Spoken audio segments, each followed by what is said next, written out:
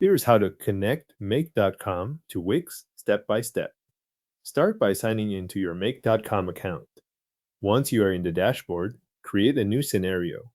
This opens the workspace where you will add the app connection and set up the first module. If you already have other scenarios in your account, make sure you are opening a new one so this connection is created in the right place. Inside the scenario editor, click the plus button to add your first module. A search panel will appear. Type Wix into the search field, then select the Wix module you want to use. Make.com may show more than one Wix-related option, so choose the module that matches the action you plan to run. The connection process starts from that module. After the module opens, look for the connection field. This is where Make.com stores the link between your scenario and your Wix account. Click Add or Create a connection, depending on the version of the interface you see. This opens the connection setup window. In that window, go to the connection type dropdown and choose the connection method you want to use. You will see Wix, Legacy, and Wix Client Credentials.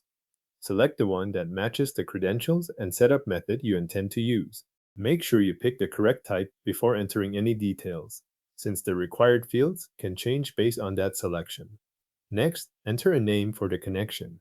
Use a name that helps you recognize it later inside your account, especially if you plan to connect more than one Wix site or workspace. If you are using Wix Legacy, you will also need to enter your app ID and app secret in the fields provided. Enter those details carefully so the connection can be created without errors. Once the fields are complete, click Save.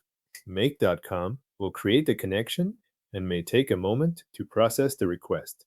If your setup requires authorization, you will be prompted to continue in Wix. When that prompt appears, sign into your Wix account if you are not already signed in.